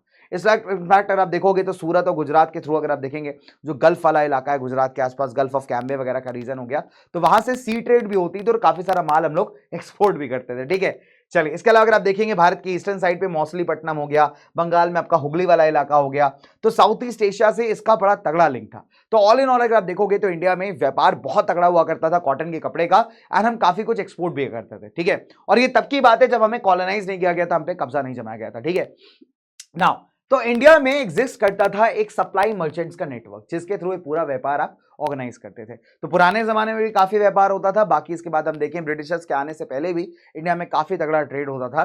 ठीक है, और ये ट्रेड का जो नेटवर्क था इसे हम कहते थे network of the supply merchants. अब देखिए सप्लाई मर्चेंट्स कौन थे दोस्तों, ये वो लोग थे जो इस पूरे व्यापार के सेंटर लिंक थे। तो ये वो लोग थे जो क्या करते थे, पहले गांव जाया करते थे, दे वेंट टू विलेजेस। गांव जाने के बाद ये वीवर्स, जो वीविंग विलेजेस होते थे जहां पे खासकर कपड़ा बनाया जाता था, तो ये लोग वहां जाते थे। अब वहां जाने के बाद ये वीवर्स को, जो जुलाहे होते हैं, आपको हिंदी में हम जुलाहे कहते हैं इनको, जो कपड़ा बनाते हैं, ठीक है, तो इनको ये लोग रॉ मटेरियल दिया करते थे, और रॉ मटेरियल देने के बाद इनसे कहते थे कि आप एक काम करिए, एक सर्टेन क्वालिटी का फैब्रिक या कपड़ा हमें बना दीजिए, ठीक है। अब कपड़ा एक बार बन गया, अब कपड़ा बनने के बाद ये क्या करते थे, वीवर से कपड़ा खरीद लेते थे, ठीक है। तो इन्होंने क्या किया, वीवर से कपड़ा खरीद लिया, और कपड़ा खरीदने के बाद ये कहां जाते थे, ये जाते थे पोर्ट्स पे, जो आपके सी पोर्ट्स होते हैं ना, बंदरगाह। तो वहां पे बंदरगाहों पे जो आपके बड़े बड़े एक्सपोर्ट मर्चेंट्स थे, एक्सपोर्ट मर्चेंट्स कौन है, जो दूसरे देशों के साथ व्यापार करते हैं, राइट। तो उनके दलाल घुमा करते थे, उनके ब्रोकर वहां घुमा करते थे, तो ब्रोकर के साथ डील करते थे, उनको अपना सामान बेचते थे, और फिर वो ब्रोकर जो है से मेन व्यापारी पे लाके दे देते थे, ठीक है। तो ये अगर आप देखोगे तो पूरा यहाँ पे सप्लाई मर्चेंट्स का नेटवर्क है, कि सप्लाई मर्चेंट्स कौन है, वो लोग हैं जो गांव जा रहे हैं, गांव में जो कपड़े बनाने वाले वीवर्स हैं, उनसे डील क्रैक कर रहे हैं, उनसे आप बोल रहे हैं कि भाई हम आपको रॉ मटेरियल देते हैं, हम आपको फैब्रिक सप्लाई, आप जो है मैं बना करके कपड़ा वापस कर दो। तो उसके बाद एक बार कपड़ा बन गया तो उनसे कपड़ा खरीद रहे हैं लोग, कपड़ा खरीद के कहां आ जा रहे हैं, बंदरगाह पे, सी पोर्ट्स पे आ जा रहे हैं। सी पोर्ट्स पे जो बड़े बड़े व्यापारी, जो एक्सपोर्ट मर्चेंट्स, जो बाहर देशों में काम करते हैं, है ना, ट्रेड करते हैं जिनके साथ, उन्होंने अपने ब्रोकर हायर किए, दलाल हायर किए हैं। तो दलाल का काम क्या होता है कि इन सप्लाई मर्चेंट के साथ नेगोशिएट करना, नेगोशिएट करके जो है कपड़ा खरीदना, और खरीद करके जो है उनको बेच देना। डन। तो इस तरीके से यार फार्मर्स का भी, मतलब क्या मान लीजिए वीवर्स है अपने, उनका भी भला हो गया, सप्लाई मर्चेंट्स का भी भला हो गया, और हमारे जो ट्रेडर्स हैं, व्यापारी हैं, उनका तो हो ही गया। तो ये पूरा अपना सिस्टम यहाँ पे चला करता था, ठीक है। अब अगर आप देखेंगे तो 1750 के आसपास की बात है, ये सिस्टम में ना थोड़ा सा ब्रेकेज आना शुरू हो गया। अब ऐसा क्यों हुआ, इसको समझिएगा कि भाई एक क्वेश्चन आता है, बहुत इंपॉर्टेंट क्वेश्चन दोस्तों, कि भाई 1750 the network of the export trade controlled by Indian export merchants was breaking down by. देखिए नंबर 1 ये रीजन है, अगर आप देखेंगे 1750 वो समय है जब बहुत सारी यूरोपियन पावर्स ने इंडियन मार्केट्स में एंटर मार दिया था। अब अगर आप देखते हो दोस्तों, तो यूरोपियन कंपनीज अभी जो है इंडियन मार्केट में आ चुकी हैं, तो इन्होंने क्या किया, धीरे धीरे करके पावर सिक्योर करना स्टार्ट किया ना।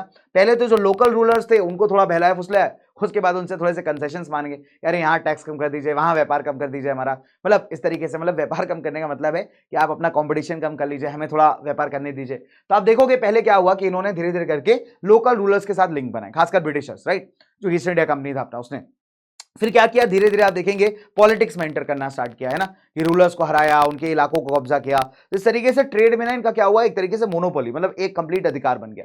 अब इससे क्या हुआ, जो पुराने पोर्ट थे अपने, सूरत हो गया, हुगली हो गया, इनको लोकल मर्चेंट्स काफी डोमिनेट करते थे, उनके इंपॉर्टेंस में डिक्लाइन आने लगा। उनसे जितना व्यापार होता था पहले, वो भी काफी कम हो गया। अब अगर ईस्ट इंडिया कंपनी को देखो दोस्तों, तो पहले उसने क्या किया, इंडिया को डिवाइड एंड रूल किया, राइट। कैसे, पहले इंडियन मर्चेंट्स के साथ, पहले इंडियन लोकल रूलर्स के साथ अपने बढ़िया रिलेशंस बनाए, फिर एक दूसरे के अगेंस्ट उनको भड़काया, खुद को कुछ लोगों को हराया, राइट, और उनसे जो थे क्या किए, पहले तो बेनिफिट्स लिए, फिर उनके इलाकों पे कब्जा कर लिया। अब जब कब्जा होना स्टार्ट हुआ ईस्ट इंडिया कंपनी का यहाँ पे, तो बहुत ही क्लियर एंड कट यार कि अपने जो पुराने पोर्ट्स थे, सूरत, हुगली वगैरह, वो यहाँ पे डिक्लाइन कर गए। अब अगर आप देखोगे, इनफैक्ट जो एक्सपोर्ट्स थे वो भी इन इलाकों से डिक्लाइन करने लगे। इतने हालात खराब हो गए कि पहले जितना अमाउंट का व्यापार होता था इन पोर्ट्स के थ्रू, वो बिल्कुल ना के बराबर हो गया। अब जो बैंकर्स इस पूरी ट्रेड को फाइनेंस करते थे, इंडियन वाले ट्रेड को, वो बेचारे बैंकरप्ट हो गए, पैसा ही नहीं बचा उनके पास, राइट। इनफैक्ट अगर आप देखोगे, जो लास्ट ईयर था आपका 17वीं सेंचुरी का, जो सूरत से व्यापार था बेटा, वो कितना हो गया, 16 मिलियन से गिर करके मात्र 3 मिलियन। तो आप सोच सकते हो कितना बड़ा डाउनफॉल आया। और जिन इलाकों में यूरोपियन पावर्स स्ट्रांग हो रहे थे अपने, वहां पे आप देखोगे कि नए पोर्ट्स आपके इंपॉर्टेंस गेन करने लगे। देखिए सूरत एंड हुगली जैसे पोर्ट्स थे वो तो डिक्लाइन कर गए, लेकिन बॉम्बे एंड कलकत्ता जैसे इलाके जो थे वो काफी ज्यादा ट्रेड के हिसाब से ग्रो कर गए, राइट। तो ये जो शिफ्ट था वो क्लियरली डिक्लाइन बताता है आपको, क्लियरली डिक्लेयर करता है यहाँ पे कि भारत में कॉलोनियल पावर काफी ज्यादा ग्रो कर रही है, ठीक है। और जितने इलाकों में कॉलोनियल पावर स्ट्रांग हो रही थी, बॉम्बे, कलकत्ता, वहां आप देखेंगे व्यापार भी काफी मजबूत हो रहा था, लेकिन उनके फायदे में, इंडियंस के फायदे में नहीं, राइट। तो अगर आप देखोगे जितनी भी ट्रेड एक्टिविटीज थे भी कौन कंट्रोल कर रहा है, यूरोपियन पावर्स कंट्रोल कर रहे हैं। और कोई भी इंडियन ट्रेडर जो इस मार्केट में एंटर करना चाहता है, सर्वाइव करना चाहता है बच्चे, तो उनको इनके अंडर ही काम करना पड़ेगा। यूरोपियंस क्या कह रहे हैं, बेटा झुक के रहना पड़ेगा मेरे सामने, ठीक है। तो पहले क्या होता था, इंडियंस डोमिनेट करते थे पूरे व्यापार को, अभी क्या है, यूरोपियन पावर्स ने धीरे धीरे सबको कैप्चर कर लिया है। And this is where the decline of Indians start, right now. अब बेचारे वीवर्स को क्या हुआ, that's an interesting question, right. जो वीवर्स अभी सप्लाई मर्चेंट वाले सिस्टम में एग्जिस्ट करते थे, उन वीवर्स का क्या हुआ। तो जब यूरोपियंस भारत आए, खासकर ईस्ट इंडिया कंपनी भारत आई, तो आपको पता है सबसे बड़ी प्रॉब्लम उसके साथ क्या थी, सबसे बड़ा चैलेंज उसके साथ क्या था। चैलेंज ये था कि उसको रॉ मटेरियल ही नहीं मिलता था, बिकॉज रॉ मटेरियल या तो लोकल राजा खरीद लेते थे कई बार, है ना, या फिर आप ये मान लीजिए कई बार जो कपड़ा, फाइनल कपड़ा बनता था, फैब्रिक बनता था, उसको लोकल कंपटीशन खरीद लेता था, लोकल मर्चेंट्स हो गए, राजा महाराजा हो गए अपने। तो एज ए रिजल्ट बेचारे हमारे जो ईस्ट इंडिया कंपनी वाले एक नंबर के नालायक लोग हैं, इनको कई बार ना तो रॉ मटेरियल मिलता था और ना कई बार कपड़े मिलते थे। तो इनको ये समझ में आया कि अगर ये इंश्योर करना है कि ये सारा प्रोडक्ट हमारे पास आए, तो बेटा सेंटर पकड़ना पड़ेगा। सेंटर कौन है इस पूरे सिस्टम का? वीवर्स। कपड़ा तो वही बना रहे ना बेटा। अगर वीवर को कंट्रोल कर लिया तो बाकी कंपटीशन तो वैसे ही जीरो हो गया। तो अब वीवर को कंट्रोल करने की इन्होंने एक साजिश रची। क्या साजिश थी भाई? तो 1760 के बाद जब ईस्ट इंडिया कंपनी का जोर थोड़ा पकड़ने लगा भारत में, तो आप देखोगे कि इंडिया से जो डिक्लाइन आया, मतलब पहले टेक्सटाइल बहुत व्यापार जो था इंडिया बहुत तगड़ा था, पहले जो था इंडिया से काफी कपड़ा बाहर बिकता था, इंग्लैंड में भी काफी बिकता था, राइट। तो अभी उसमें ना धीरे धीरे करके डिक्लाइन आना स्टार्ट हो गया, राइट। चलिए, अब बंगाल में पॉलिटिकल पावर स्टैब्लिश करने से पहले, कर्नाटक के क्षेत्र में स्टैब्लिश करने से पहले ईस्ट इंडिया कंपनी के लिए बहुत मुश्किल हो जाता था रेगुलर सप्लाई ऑफ गुड्स को मेंटेन करना, ठीक है, कि वो इंडिया से खरीद करके बाहर बेच पाए, राइट। अब क्या हुआ, जब ईस्ट इंडिया कंपनी ने अपना पॉलिटिकल पावर स्टैब्लिश कर लिया, तो उसने क्या किया, एक प्रॉपर सिस्टम मेंटेन किया, किसका? प्रॉपर मैनेजमेंट और कंट्रोल का, जिससे क्या किया जाए, कंपटीशन खत्म कर दिया जाए, कॉस्ट को कंट्रोल किया जाए और मेक श्योर किया जाए कि कॉटन एंड सिल्क गुड्स का रेगुलर सप्लाई इनको मिलता रहे। अब इसके लिए उन्होंने क्या किया, देखिए कुछ स्टेप्स लिए। नंबर 1, पहली बात, एग्जिस्टिंग ट्रेडर्स एंड ब्रोकर्स जो कि इस क्लॉथ ट्रेड से कनेक्टेड थे, उनको यहां पे एकदम एलिमिनेट कर दिया, हटा दिया। कैसे? वीवर को अपने कंट्रोल में ला करके। अब इन्होंने क्या किया कि वीवर्स के साथ, जो वीवर्स ईस्ट इंडिया कंपनी के साथ व्यापार करते हैं, उनके साथ एक ऐसे कॉन्ट्रैक्ट में उनको ले आए कि जिसके थ्रू वो किसी और को अपना कपड़ा नहीं बेच सकते। पहले वीवर्स के पास ना एक स्कोप होता था कि वो जिस डिमांड के हिसाब से अपने प्राइसेस को डिसाइड करते थे। अब जो भी इंसान ईस्ट इंडिया कंपनी से एडवांस लेके काम कर रहा है बेटा, वो उसका बन चुका है शिकार, ठीक है। बहुत ही सिंपल है दैट। तो अभी यहां पे क्या होगा कि कंपनी वीवर्स किसी और बायर के साथ यहां पे डील नहीं कर सकते। तो इन्होंने क्या किया, वीवर को कंट्रोल कर लिया। जब वीवर कंट्रोल हो गया तो ऑब्वियसली बात है, बाकी कंपटीशन जीरो हो गया। अब वीवर्स को लोन दिया जाता था कि आप रॉ मटेरियल्स खरीदिए, है ना। एक बार एक ऑर्डर प्लेस हो गया वीवर के पास, तो ये लोग क्या करते थे, लोन देते थे ईस्ट इंडिया कंपनी वाले कि आप रॉ मटेरियल खरीद लीजिए, है ना। और वीवर्स जिन्होंने यहां पे लोन ले लिया बेटा, उसके मैंडेटरी हो जाता था कि अब अपना कपड़ा आप सिर्फ और सिर्फ कंपनी को ही बेचोगे और किसी और को नहीं बेचोगे। वीवर तो फंस गया बेचारा। अब कंपनी ने ये काम संभालने के लिए गोमास्त हायर किया था। तो गोमास्त कौन होता है बच्चे? गोमास्त वो बंदा था जो कंपनी के बिहाफ पे जाके ऑर्डर देता था और सप्लाई कलेक्ट करता था, राइट। नाउ अब अगर आप देखेंगे तो वीविंग एक ऐसा जॉब था जिसमें पूरी लेबर, मतलब पूरी फैमिली को लगना पड़ता था, बिकॉज अलग अलग स्टेज होते थे इस पूरे प्रोसेस के। पहले क्या होता था, सप्लाई मर्चेंट्स के ना एकदम तगड़े रिलेशंस होते थे, ये लोग लोकल्स भी होते थे कई बार, तो गांव वालों के साथ ना एक अपना बॉन्डिंग था। तो कभी मान लीजिए कभी कोई दुख परेशानी हो गया तो सप्लाई मर्चेंट्स इन गांव वालों के लिए खड़े रहते थे। लेकिन जो गोमास्त थे, अगर आप देखेंगे, बिल्कुल इनसेंसिटिव लोग थे और कंपनी को रिप्रेजेंट कर रहे थे, राइट। तो इन लोगों का गांव वालों के साथ कोई लिंक था ही नहीं। कई सारे इलाके आप देखेंगे कर्नाटक बंगाल वाले, तो वीवर्स ने क्या किया, अपने गांव ही छोड़ दिए, ठीक है, दूसरे गांव चले गए, जहां पे अपने रिलेटिव्स के साथ कुछ और काम धंधा इन्होंने स्टार्ट कर दिया। कई सारे लोगों ने आप देखोगे कंपनी अगेंस्ट रिवॉल्ट करना स्टार्ट कर दिया। कई बार तो आप ये भी देखते हैं जब वीवर्स यहाँ पे कलेक्ट करने आए तो इनकी बहुत पिटाई हुई, बिकॉज वीवर्स से जब ये गोमास कलेक्ट करने आए कपड़ा वगैरह, तो इनकी पिटाई भी बहुत हुई। रीजन बहुत सिंपल है, बिकॉज ये गोमास जो थे ना बहुत इंसेंसिटिव लोग थे, मैंने आपको बताया है ना। तो ये लोग कई बार क्या करते थे कि मान लीजिए इनका जो कपड़ा है वो अच्छी क्वालिटी का नहीं है, या जैसा बताया उतने टाइम पीरियड में नहीं बना के दिया, तो वीवर्स को ये मार पिटाई करते थे। अपने साथ पुलिस लेकर के आते थे, वीवर्स की एकदम ढबली बजा देते थे। तो वीवर्स ने भी बोला कोई बात नहीं बेटा, हम भी आपकी ढबली बजाएंगे, रुको आप आओ। तो गोमास तब की जब आए कलेक्ट करने के लिए, तो कई बार तो आप देखिए वीवर्स ने जम के धोया इनको, राइट। तो later on many of the weavers they refuse to work, है ना, और कई सारे लोगों ने वीविंग का काम छोड़कर एग्रीकल्चर ज्वाइन कर लिया। तो आप एक तरीके से देख सकते हो कि इन्होंने जो ईस्ट इंडिया कंपनी जो थी, इन्होंने इस तरीके की मोनोपोली बना करके कई गांवों से जो है वीवर्स के बिल्कुल काम को ही खत्म कर दिया, राइट। नाउ 1772 में now Manchester comes to India, right. अब हम बात देख करेंगे थोड़े से इंडस्ट्रीज की, फैक्ट्रीज की जो इंडिया में स्टैब्लिश होते हैं, राइट।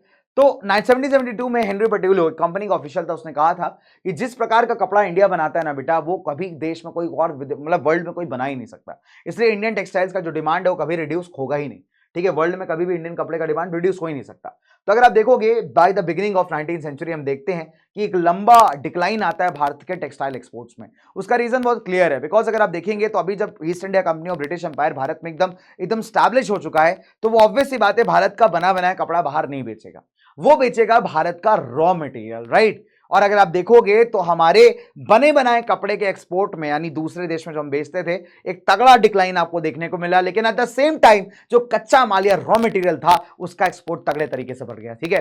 चलिए, तो 1812 में जो पीस गुड्स थे अपने, वो 33% ऑफ इंडियन एक्सपोर्ट्स को यहाँ पे काउंट करते थे, और 1850 तक आते आते इनका नंबर से 3% रह गया। पीस गुड्स मतलब कपड़े के थान, आप मान लीजिए वही जो कपड़ा अपना है, राइट ना। अब अगर आप देखेंगे जैसे जैसे इंग्लैंड में कॉटन इंडस्ट्रीज डेवलप होने लगी, जो इंडस्ट्रियल ग्रुप्स थे उनको टेंशन होने लगी कि यार जो दूसरे देशों से इंपोर्ट हो रहा है हमारे यहाँ कपड़ा, उससे तो हम कभी कॉम्पीट ही नहीं कर पाएंगे। बिकॉज इंग्लैंड में जो इंडस्ट्रीज थी, नो डाउट वो कपड़ा बना रही है, लेकिन वो उस क्वालिटी का नहीं प्रोड्यूस कर पा रही है जो भारत से आ रहा है। तो पहली बात तो इन्होंने क्या किया, अपनी सरकार पे प्रेशर डाला कि आप एक काम करिए, टैक्स लगा दीजिए उस पर। अब अगर बाहर से आने वाले कपड़े पर टैक्स लगा देंगे, वो महंगा हो जाएगा और मजबूरन जो है जनता हमारा लोकल कपड़ा खरीदेगी, राइट। एंड इसके अलावा अगर आप देखोगे कि मैनचेस्टर गुड्स को ब्रिटेन में भी बेचो और दुनिया भर में बेचो जाकर के, ठीक है, तो यहाँ पे इन्होंने दबाव बनाया सरकार पे, ब्रिटिश सरकार पे, आप क्या करिए कि इंपोर्टेड सामान पे यहाँ पे क्या कर दीजिए, टैक्स लगा दीजिए, जिससे क्या होगा कि जो मैनचेस्टर गुड्स हैं, मैनचेस्टर सिटी में सामान बन रहा है फैक्ट्रीज के अंदर, उसको ब्रिटेन में बना किसी कंपटीशन के आसानी से बेचा जा सकता है। और इनफैक्ट ये भी प्रेशर डाला कि हमारे सामान को जो है आप कॉलोनीज के अंदर भी बेचना स्टार्ट करिए। ठीक है, चलिए, क्या आप ईस्ट इंडिया कंपनी को बोला कि आप एक काम करिए, ब्रिटिश सामान को आप कॉलोनीज में, भारत जैसे कॉलोनीज में बेचना स्टार्ट करिए, राइट। तो एज अ रिजल्ट आप देखेंगे जो ब्रिटिश गुड्स का एक्सपोर्ट था वो यहाँ पे बढ़ गया। ठीक है, नाउ अब क्या होता है दोस्तों, 1850 तक अगर आप देखेंगे दोस्तों, अच्छा अब अगर आप देखेंगे 1850s तक, तो जो हमारा कॉटन गुड्स थे, ठीक है, वो भारत के 31% इंडियन इंपोर्ट्स की वैल्यू को मतलब काउंट करते थे। मतलब ये मान लीजिए जितना इंपोर्ट हम कर रहे हैं उसका 31% लगभग कॉटन गुड्स ही थे। और 1870 से तक ये जो है फिगर बढ़ के कितना हो गया, 50% हो गया। तो पहले इंडिया कॉटन का सामान इंपोर्ट नहीं किया करता था, है ना। आप देखोगे इसका परसेंटेज बहुत ही कम है, सिर्फ 31%। लेकिन आप 1870 के टाइम में देखेंगे तो 50% वैल्यू उसका हो जाता है, विच मीन्स दैट कि जैसे जैसे ब्रिटिशर्स ने भारत पे कब्जा जमाना स्टार्ट किया, कंट्रोल करना स्टार्ट किया, वैसे वैसे इसने भारत की व्यापार को भी काफी हद तक बदल दिया। तो पहले जो सामान हम खुद बेचते थे, अभी वो सामान मजबूरी में हमें खरीदना पड़ रहा है। क्यों? बिकॉज ब्रिटिशर्स इस चीज को फोर्स कर रहे हैं, ब्रिटिश सरकार इस चीज को फोर्स कर रही है। अब अगर आप देखेंगे तो दोस्तों क्या होता है, इसके चलते ना वीवर्स के पास दो प्रॉब्लम आ गई। नंबर 1, पहली बात तो अपना सामान जो लोग बाहर मार्केट्स में बेचा करते थे इंटरनेशनली, वो मार्केट खत्म हो गया। दूसरी बात, जो लोकल मार्केट है वो भी काफी सिकुड़ गया। क्यों भाई? लोकल मार्केट में अपना सामान नहीं बेच सकते। क्यों? बिकॉज वहां पे मिल रहा है ब्रिटेन में बना हुआ एकदम सस्ता, मतलब सस्ता सामान, राइट। तो as a result in local weavers के लिए उस सस्ते मिलमेड कपड़े से कंपटीशन करना बहुत जीरो है।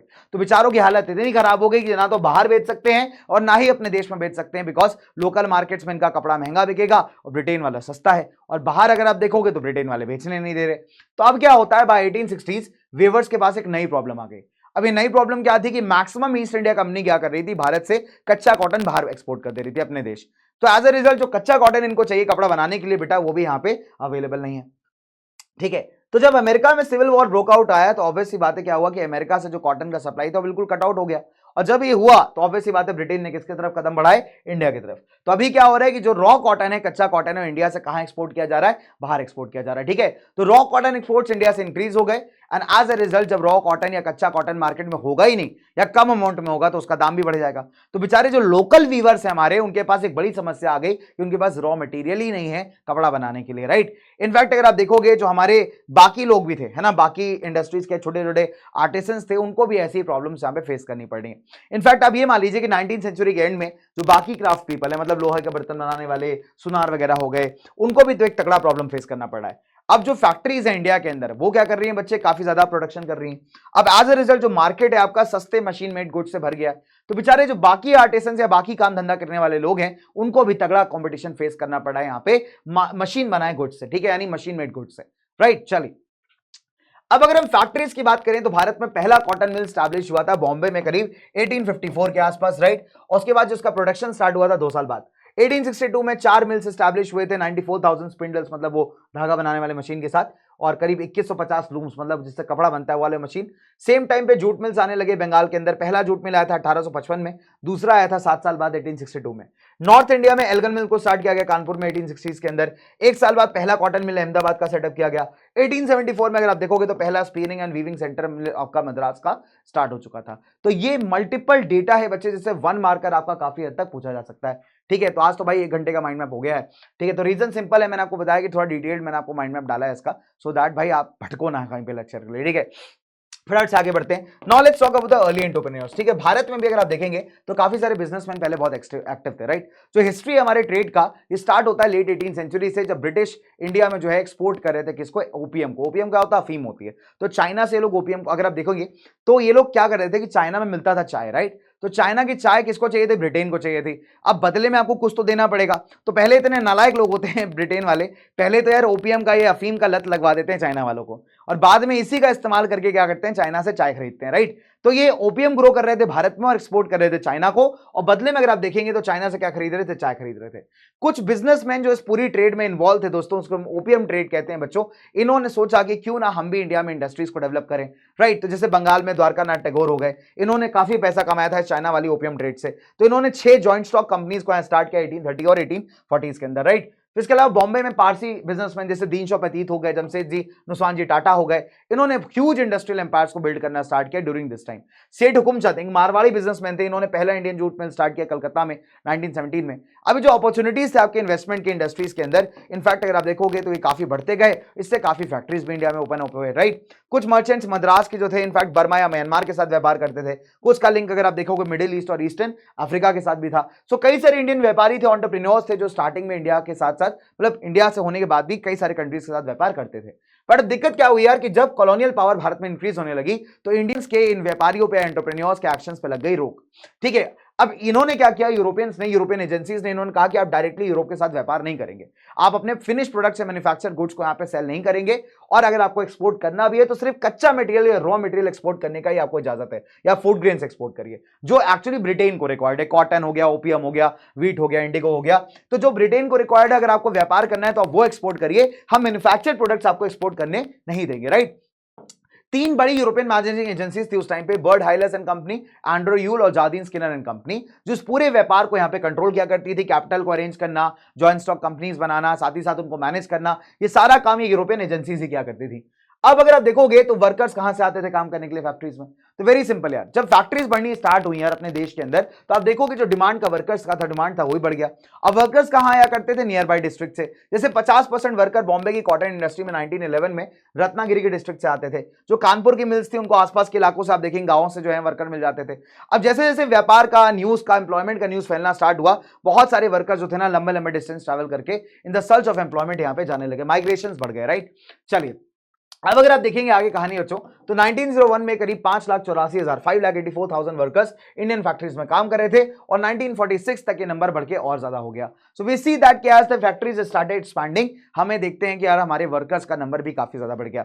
लेकिन अगेन जैसे यार वहां पे अपने यूरोप में आप देखोगे कि जॉब मिलना आसान नहीं था, अगर आप जानते हो तभी आपको जॉब मिलेगा, अदरवाइज आपको नहीं मिल पाता था। तो वैसे अगर आप देखोगे तो इंडियन फैक्ट्रीज का भी सेम सिनेरियो है। इंडियन फैक्ट्रीज में क्या हुआ कि जो आपके उसके मालिक थे फैक्ट्रीज के, उन्होंने पुराने वर्कर्स को जो है एक नया रोल असाइन किया, और ये रोल था बेटा जॉबर का।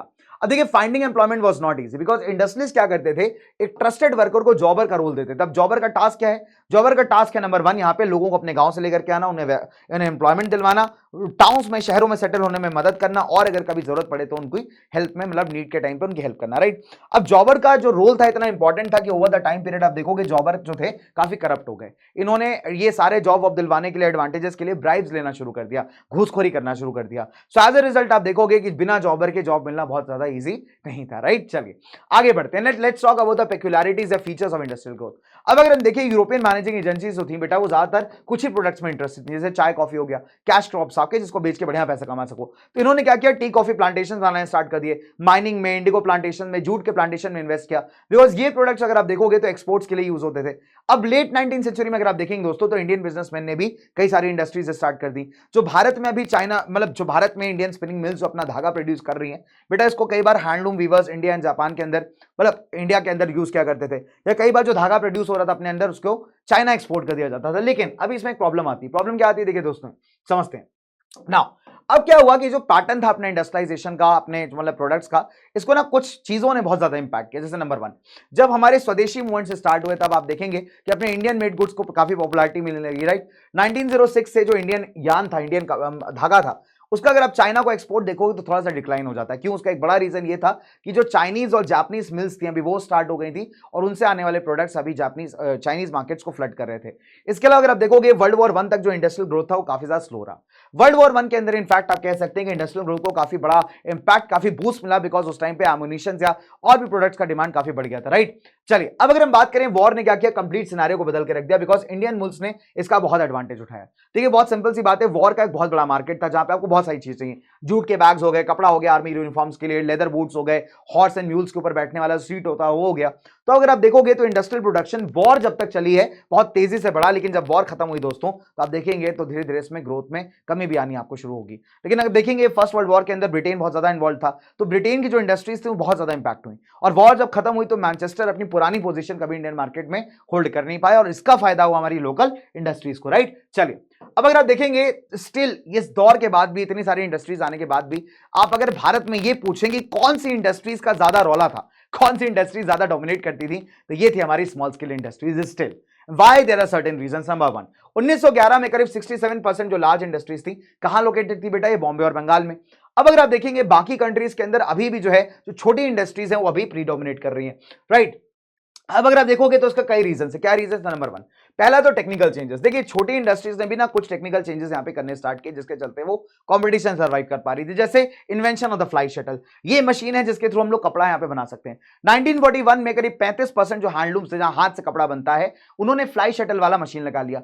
अब जो आपके ये इलाके थे त्रवंकोर, मद्रास, मैसूर, कोचीन, बंगाल, इसका रेशियो लगभग 70 से 80% था। मतलब इतने इलाकों में आपके 70-80% फ्लाई शटल इंस्टॉल्ड था। अब क्या हुआ, कुछ जो ग्रुप ऑफ वीवर्स थे बेटा वो थोड़े बेटर पोजीशन में बाकियों से। रीजन बहुत क्लियर है कि कुछ वीवर्स यहां पे प्रोड्यूस किया करते थे एकदम मोटा कपड़ा। अब मोटा कपड़ा अगर आप देखोगे तो जनरली गरीब आदमी खरीदता है। अब जब मार्केट में फ्लक्चुएशन आया, कुछ महंगाई आ गई, तो अब गरीब आदमी क्या करता था? मोटा कपड़ा लेना बंद कर देता था।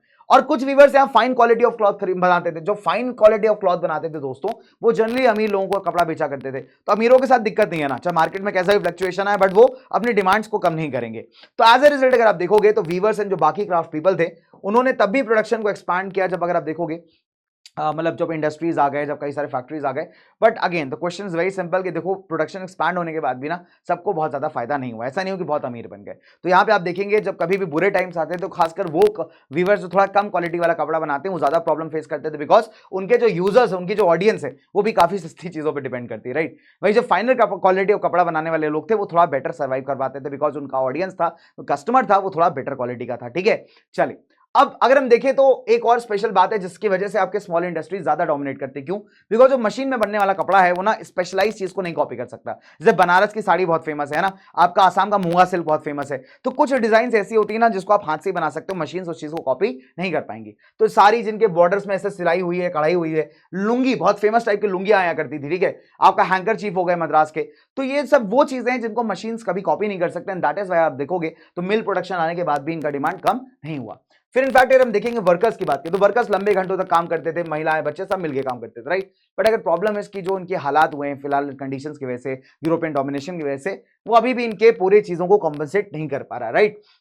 नाउ अगर आप देखेंगे तो इंडस्ट्रियलाइजेशन और इनके जिंदगी और इनका लेबर सब आपस में बहुत ज्यादा कनेक्टेड है, बिकॉज कोई भी मार्केट का फ्लक्चुएशन है उनकी लाइफ को काफी इंपैक्ट करता है और इंडस्ट्रीज भी काफी हद तक इनके लाइफ का एक बहुत इंपॉर्टेंट पार्ट है, राइट। चलो तो जब नई प्रोडक्ट्स, अच्छा अब इंटरेस्टिंग पार्ट क्या है, द मार्केट फॉर गुड्स। तो अभी तक तुमने ये बात कर लिया कि यूरोप के अंदर इंडस्ट्रियलाइजेशन कैसे आगे बढ़ा, क्या क्या चीजें बदलाव आई, किस तरीके से हैंड लेबर ने जो स्टीम पावर को काफी डिफीट किया, इंडिया में भी इंडस्ट्रियलाइजेशन कैसे हुआ, इंडियन एंटरप्रेन्योर्स ने भी पैसा कमाया, किस तरीके से यूरोप ने अपने को डोमिनेट करना स्टार्ट किया, ब्रिटेन ने अपने ऊपर कब्जा जमाया, ये सारी बातें हो गई। अब सवाल उठता है कि यार जो प्रोडक्ट्स आपके बनाए जा रहे हैं उनको लोगों तक कैसे पहुंचाना है, पॉपुलर कैसे करना है। Now comes here the advertisement, right. तो जब नए प्रोडक्ट्स यहाँ पे आए जाते थे, जब बनाए जाते थे, तो आप देखोगे कई सारे एडवर्टाइजमेंट्स आते थे उनको प्रमोट करने के लिए, जो कि आज भी आते हैं, जिससे लोग अट्रैक्ट उन प्रोडक्ट्स को खरीदना स्टार्ट करें।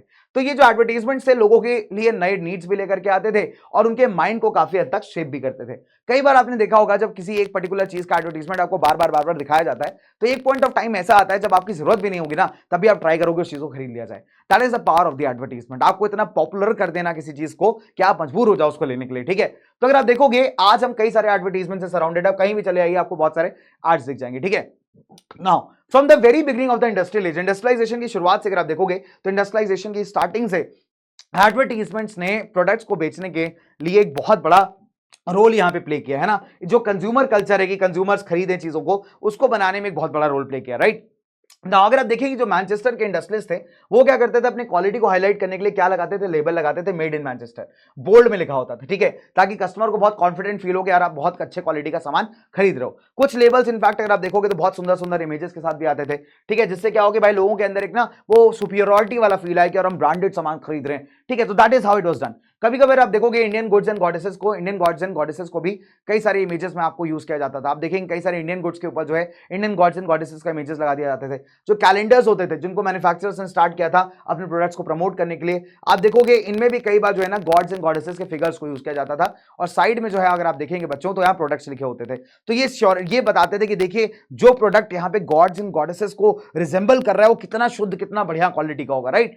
तो अगर आप देखेंगे बाद में एडवर्टीजमेंट जो थे ना इंपॉर्टेंट मैसेज भी बन गए, इंपॉर्टेंट तरीका बन गया यहाँ पे स्वदेशी के मैसेज को स्प्रेड करने का कि देखिए स्वदेशी चीज अपनाइए, बाकी ब्रिटिशर वाला भगाइए। जैसे कोई एग्जांपल्स आप देखिए, ग्राइप वाटर बच्चों के लिए एक पानी आता है, देखिए किशन कन्हैया बनाए हुए हैं यहाँ पे, तो ये सिंबलाइज कर रहा है कि देखिए कितना पवित्र, कितना जबरदस्त ये प्रोडक्ट है आपका। फिर आप यहाँ देख सकते हैं कि किस तरीके से राजा महाराजाओं को दिखाया गया है। तो राजा महाराजा मतलब आज के जमाने के सेलिब्रिटी, राइट।